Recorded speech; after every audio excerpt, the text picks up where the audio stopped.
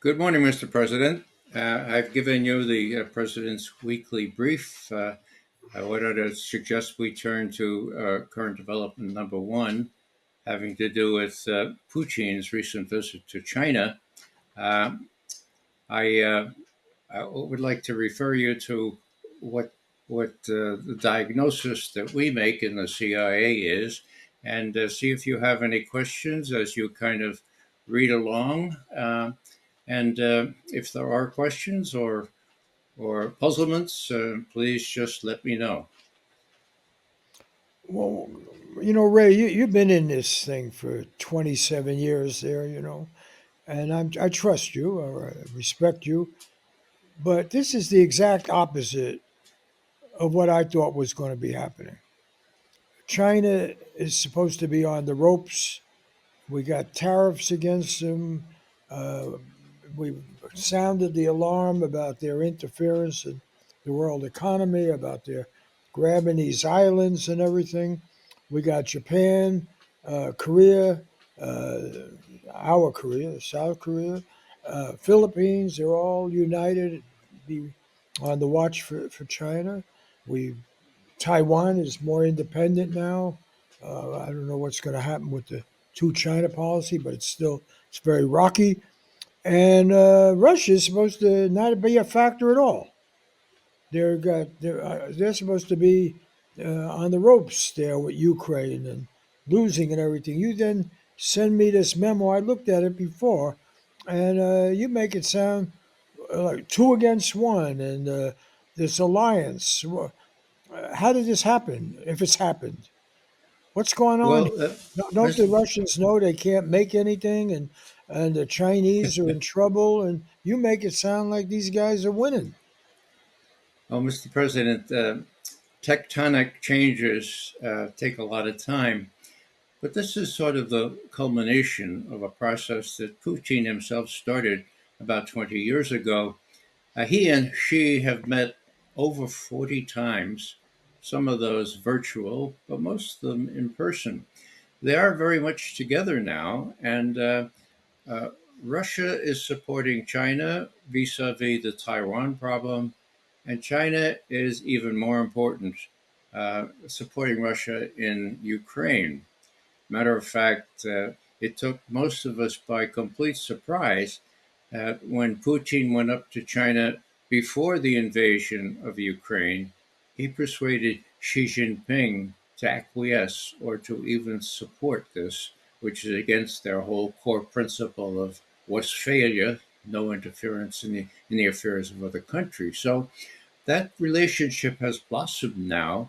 And what we have is a situation where Putin went to Beijing on Thursday. They had extensive consultations. They issued a statement, a joint statement that just won't quit identifying themselves together as a force to be reckoned with. And the atmospherics of it were reflective of the substance.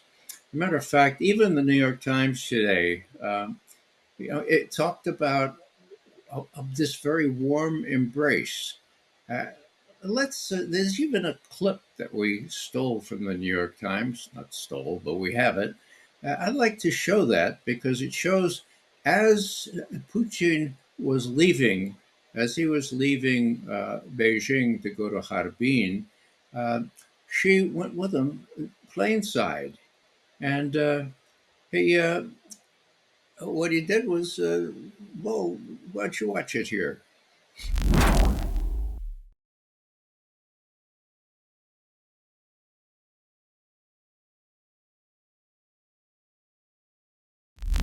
Hey Ray, with all due respect, you call that a warm embrace?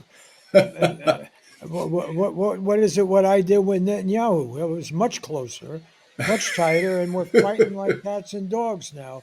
I didn't read that into that at all. I mean, the fact is, aren't these countries, Russia and China, they're on the ropes, and we got these new tariffs that we're putting in there. They're not going to be able to get the advanced chips. And what do they got? And Russia can't make anything. What are you doing there? You doing PR for them?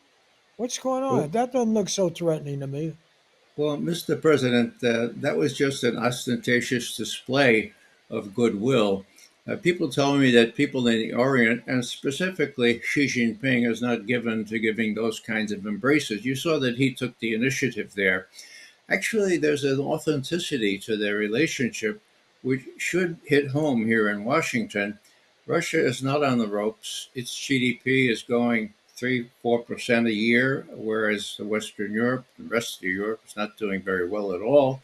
And Beijing is doing just fine. And so, what we're trying to get you to understand is that after years of being at loggerheads, Russia against China, it's quite different now. And they are a combination to contend with. The more so since there used to be this triangular relationship, you'll remember, Mr. President. Now it's really kind of two big sides, Russia and China, and the US at the short end of the stick, because most of the world happens to identify with Russia and China, particularly over sensitive issues like Ukraine and like the Middle East. You know, Ray, do you guys over at the CIA, you ever talk to the people in the Pentagon? You ever talk to people in state?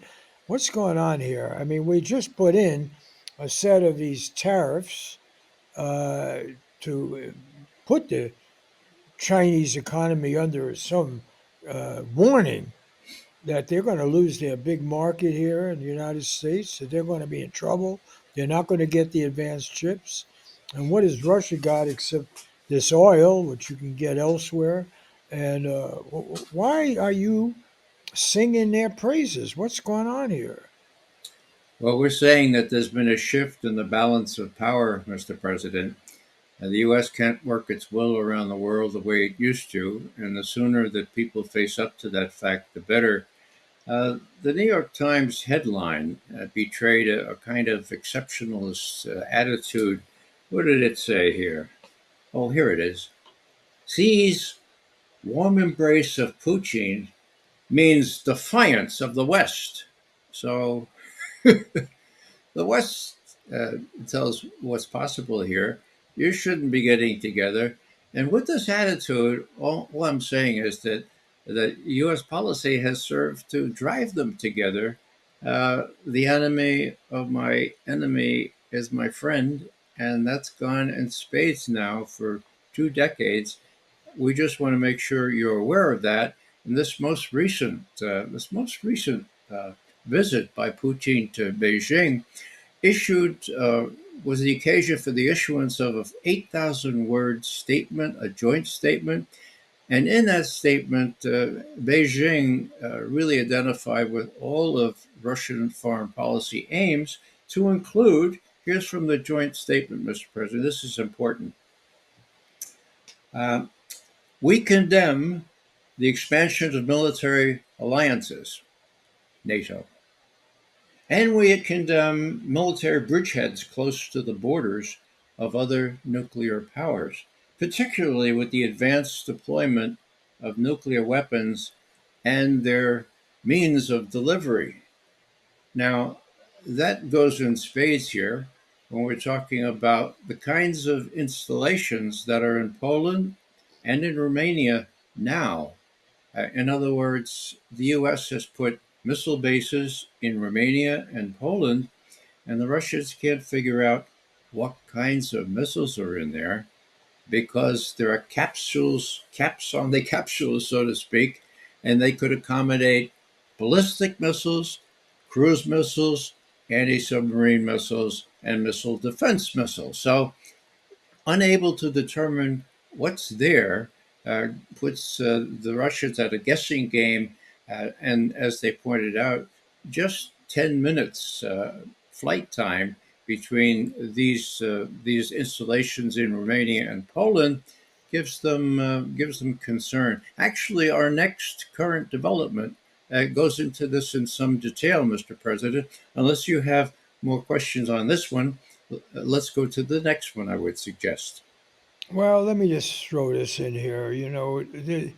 I'm talking to a lot of people, and it's pretty clear that this is the alliance of the authoritarian regimes, and we stand for freedom and democracy. and that's what we have to do. They're trying to intimidate us, and we're just going to stick to this policy. And I have to point out to you that we got the majority of people, both Democrats and Republicans in Congress, think I ought to be tougher.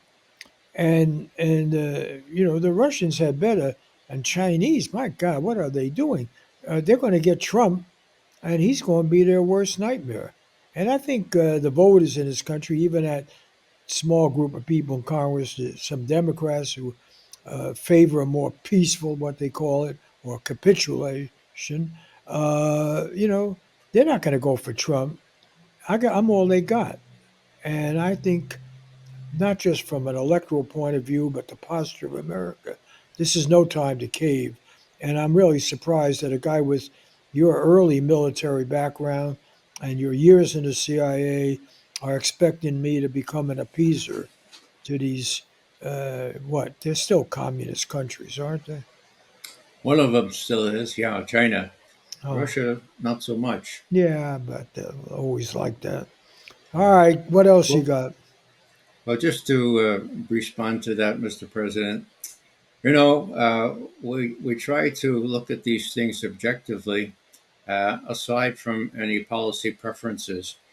And just for the immediate coming months, we fully expect both Xi Jinping and Putin to be looking at the evolving rhetoric associated with the campaign, and they won't be choosing who their favorite is. All they'll be saying is, "My goodness, what do we make of all this, or what's going to happen, and how should we attune our relationship with first and foremost Ukraine to make sure that this doesn't get completely out of hand."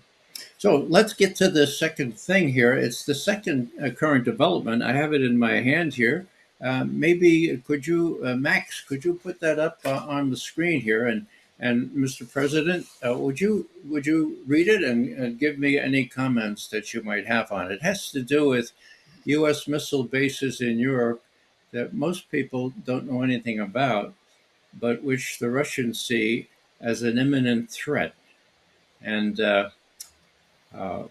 let me give you a chance to read that, Mr. President, and to raise any questions that they may come into your mind, and I can certainly explicate it in greater length.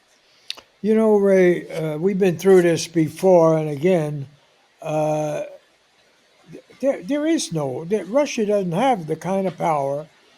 We don't even know if half of this stuff works.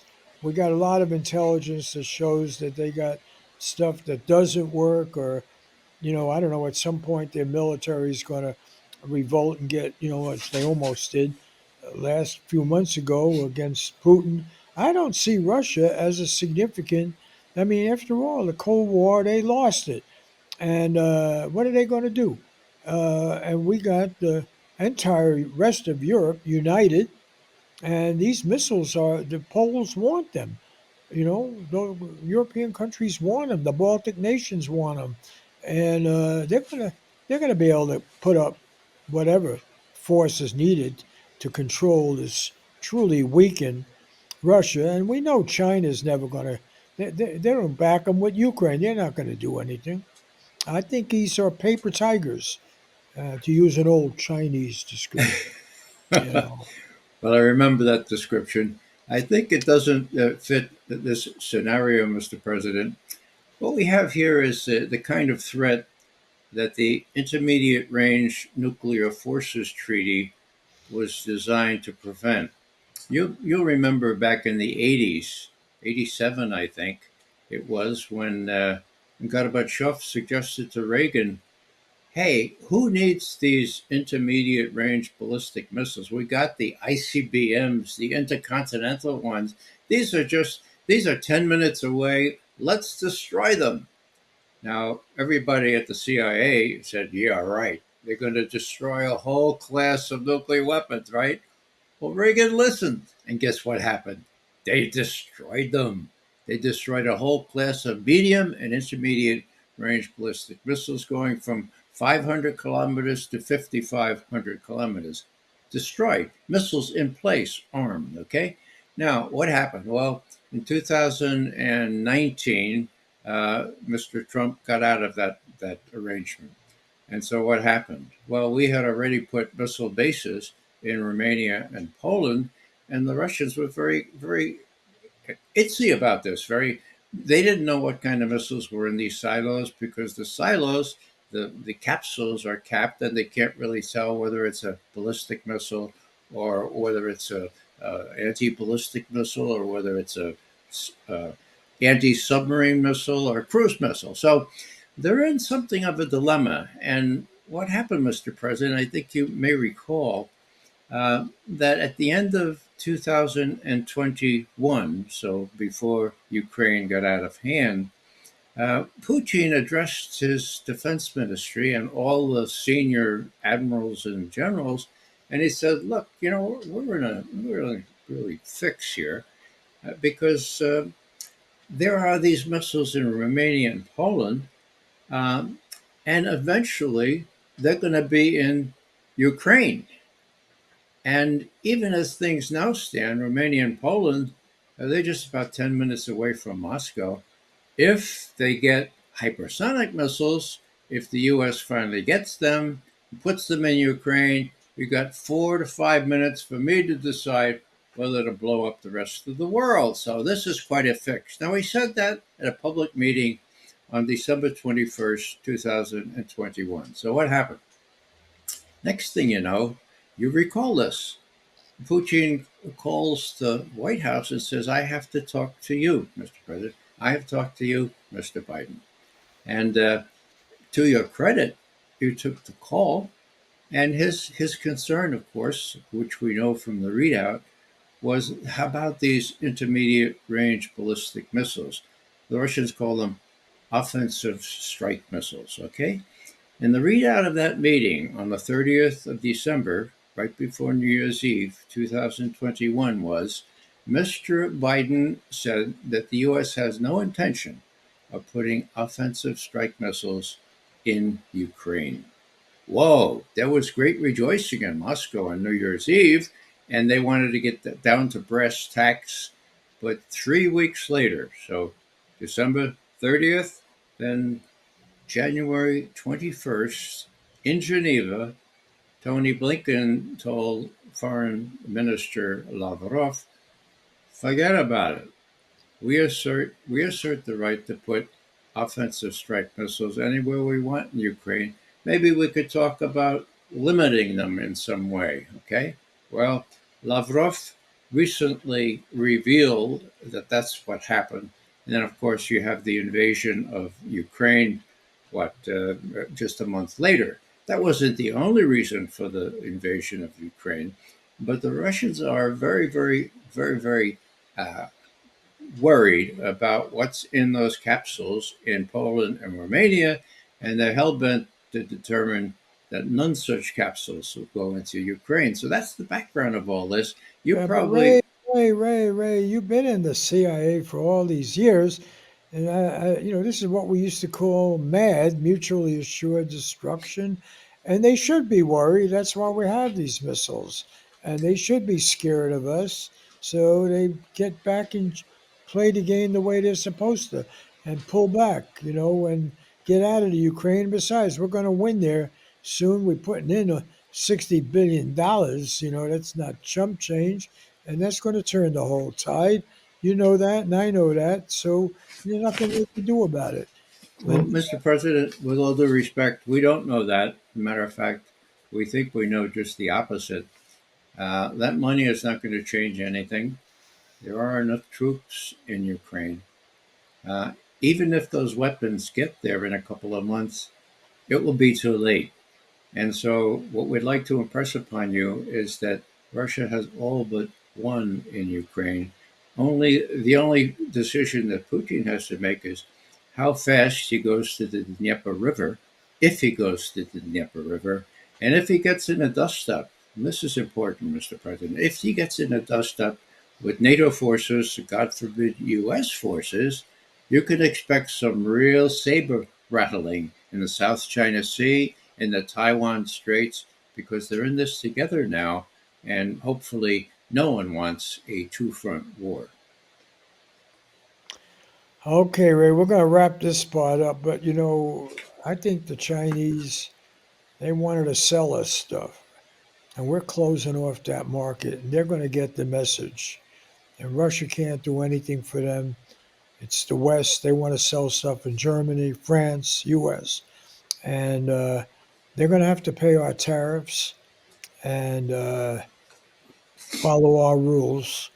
And it's it's not an alliance that scares me. They got nothing going. Yeah. Well, Mr. President, our calculations on the electric vehicles, for example, even if we put a 100% tariff on them, they'll come to just two-thirds the price of the best or the most common electric vehicles that we produce here in the States. But they don't need our market, Mr. President. Please realize they don't need our market. They are selling like hotcakes in Europe. The price of these electric vehicles are just out of this world in terms of appeal, and the tariffs are going to work just like the sanctions did with Russia. In other words, they're not going to work. They're going to find other ways to get around this.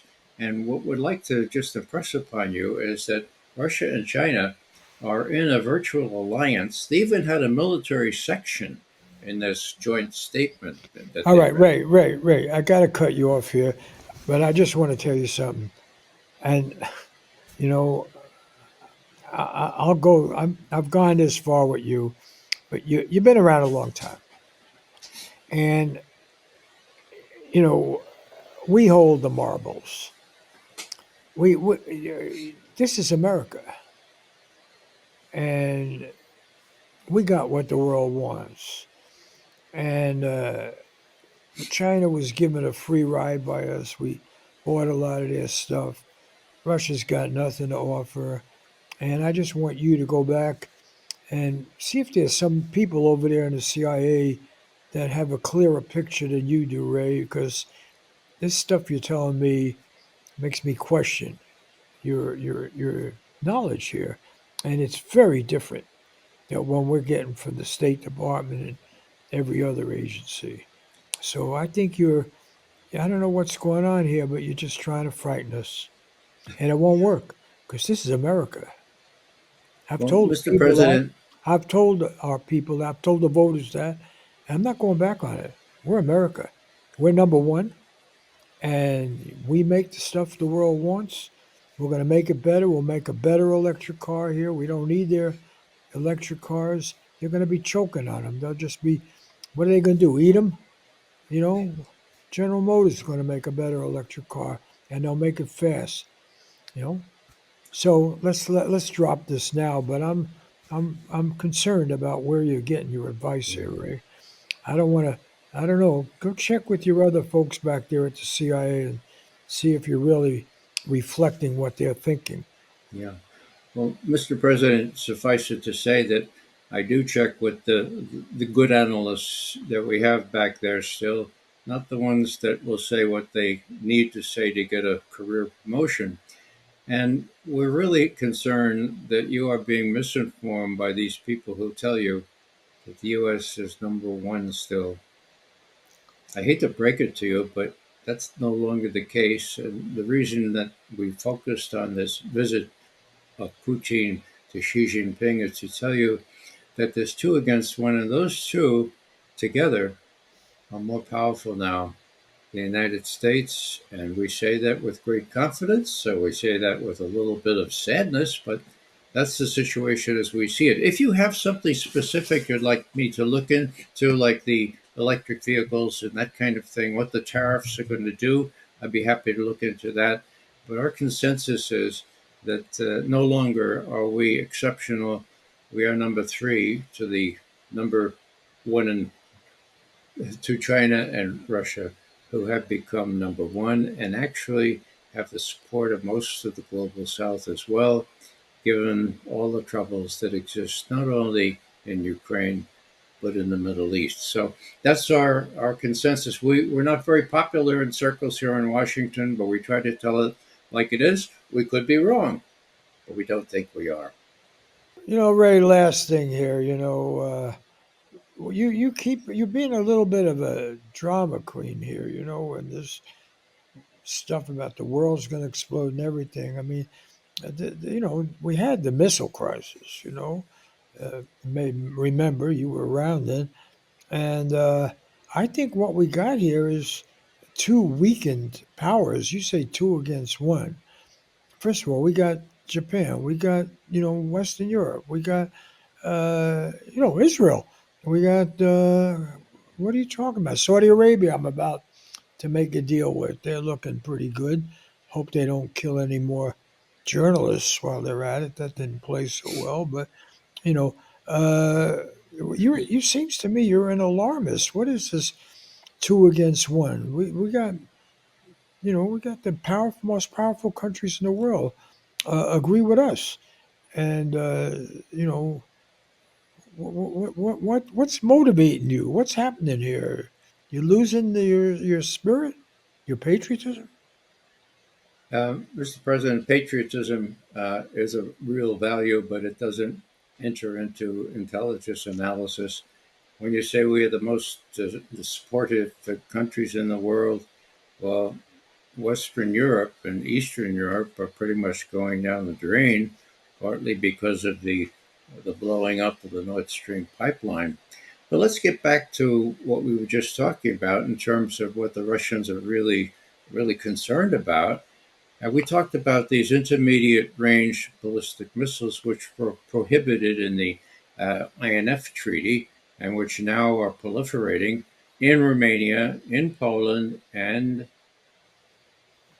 the Russians say that you made an undertaking not to put them in Ukraine, and then Blinken reversed that 3 weeks later. So let's look at what the Russians are looking at in terms of these intermediate range ballistic missiles. The same thing happened, as you correctly noted, in 1962 when intermediate range ballistic missiles were placed by Khrushchev in Cuba. Now I have here's a map that I just made. It's a crude map, but if you look at that inner circle there, that denotes where the bombers that we found in Cuba could reach. So if you lived in Florida, you had a problem. Now the next circle up were the SS-4s. Now, the SS-4s were the surface to surface missiles that we knew proliferated within Russia, and that had been emplaced in Cuba without our knowledge, and we didn't discover them until the warheads were also in there. Now, what's the point here? The point here is that they had the capability of hitting Norfolk or Savannah or Washington in 12 minutes. 12 minutes, okay? Well, that's how long it would take a ballistic missile, a generic ballistic missile in Poland or Romania to get to Moscow. If you put them in Ukraine, as you told Putin you weren't going to do, then it's about 4 or 5 minutes, particularly if they're hypersonic missiles. Now, what did we do? We put it in a blockade. Okay, if you look at the left-hand part of that map, you'll see that we put our navy in between the next shipments of the Soviet weaponry. Now, those happened luckily to be the SS-5s. If you see the if you see the circle on the outside, the biggest circle, those would have had the range to hit pretty much everywhere in the U.S. except parts of Washington and Oregon. Okay, we prevented them from arriving. And what's the point here? The point here is that when Kennedy learned this, and as I say, he learned this belatedly after the missiles were already in there, he had make a big decision. So, may we have the next slide, please? There it is. Okay, these are the maps. This is the map that shows where the missiles from Poland and Romania, where they're in place now, where they could hit Moscow with just a generic ballistic missile. So you see 9 minutes from Poland, uh, 10 minutes from Romania, If you take arbitrarily Kiev, the capital of Ukraine, it's 7 minutes, okay? And that's before these missiles are hypersonic. Hypersonic, 4 to 5 minutes. So, what did what did Kennedy do? He said, "Look, uh, we're not going to allow that." He blockaded. He called it a quarantine against the law, and Khrushchev, luckily, thankfully, backed off, pulled those missiles out, and brought them back to Russia. We made a side deal where we would pull some missiles out of Turkey, but that wasn't part of the basic arrangement. So, what I'm saying here is that the same threat is perceived by Russian leaders that Kennedy perceived back in 1962 with very intermediate range ballistic missiles in Poland and Romania already. Putin complaining that if they're put in Ukraine, my God, they'll be 4 or 5 minutes away if they have hypersonic missiles, which the U.S. will eventually get. Bottom line here, my God, you know, if you were Mr. Putin, would you want to be faced as Kennedy was with the threat of this nature? And in Putin's case, 5 minutes to decide whether to retaliate with nuclear weapons? I don't think anybody want that kind of thing, and that's where there's so much emphasis, not only in Russian statements, but now in that joint statement with China, saying bringing these intermediate range, or what the Russians call uh, offensive strike missiles, in range of Moscow and other fields or bases in Russia is a very destabilizing thing. And I just want to make sure that you know that not only have the Russians complained about this, not only were they given to believe that you had ruled out such deployment in Ukraine itself, but now the Chinese have weighed in and say, yeah, the Russians are right about this. No one should put offensive strike missiles toward the border of another nuclear armed state. Last thing I'll say here is that, it was President Kennedy himself who said in that wonderful American University speech, he said, look, he said, the thing we have to avoid above all is to give a nuclear armed country a choice between humiliating defeat or using nuclear weapons. Now, that's almost coming into being now in the situation in Central Europe. And people should be mindful of the fact that even the Russians now have threatened to do exercise. Well, they're doing exercises with tactical nuclear weapons. That's a first. That's unprecedented. So, cooler heads need to prevail, and somehow some kind of modus vivendi, like the INF Treaty back in 1987, needs to be worked out so that people are not on gross alert, ready to respond to a perceived threat with only 5 or 6 or 7 minutes response time. Hey, Ray, we got to go, but I got to ask you the real question. Sure. Are those guys nuts? I mean, here, okay, Russia, we know it's a bankrupt country. They can't make stuff and everything. But China, they had a good deal going. We're buying all their stuff. We're investing in there. Is this guy Z out of his mind? What is he doing? Why is he getting all involved with Russia and all this stuff? Uh, what's in it for them? You know, Well, we would have loved to buy their cars. You know, I can't say that. You'll get all these auto workers upset with me and everything. But the fact is, we buy a lot of their stuff. We just don't want to get into the high tech stuff. We want, we'll buy every T-shirt they ever make. We'll buy, even okay, we'll buy a bunch of cars. As long as they're not the fancy ones. But what that I don't know. You don't have. I don't know if anybody's got the answer, but I'm just wondering from where I sit, whether they understand they're taking on the United States of America. Do they understand what we got, what weapons we got, what power we got? Are they losing their minds? Mr. President, they're inclined to look at the map, okay, and they see the United States very, very far away from China, and they see U.S. warships flying right off the Chinese coast and in the Taiwan Straits.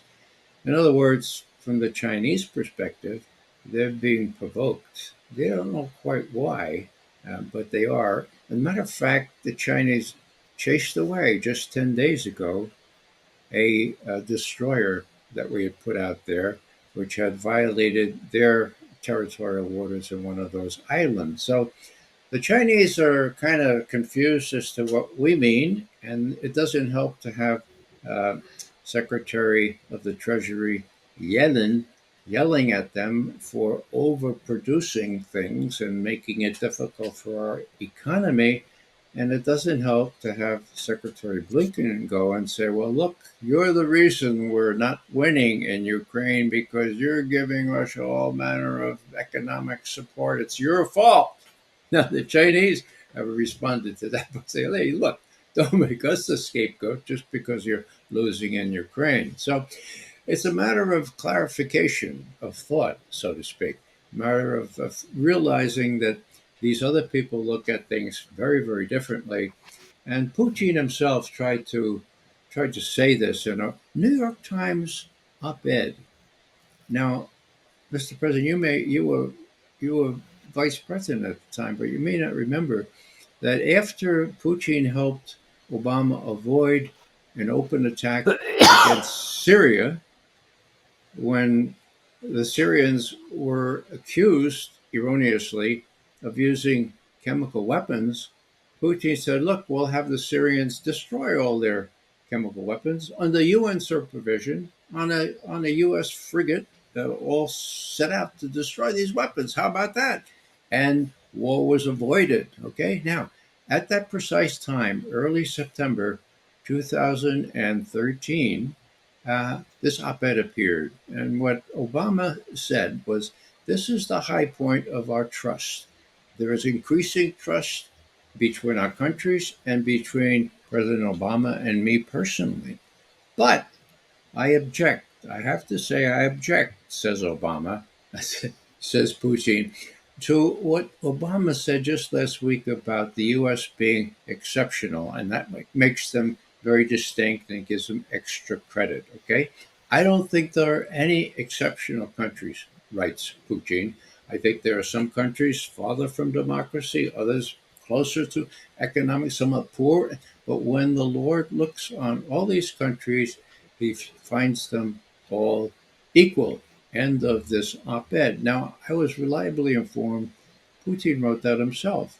So the way they look at it is U.S. exceptionalism used to be after the war, after the fall of the Soviet Union, and the way they look at it, it ain't so anymore. And so we, China and Russia, can get together and prevent the U.S. from doing the kinds of things they might be inclined to do if they could pick at us individually. They're not going to get away with it. We are the United States of America. And they don't like my putting the right spin on it. Wait till they hear from Trump. All right.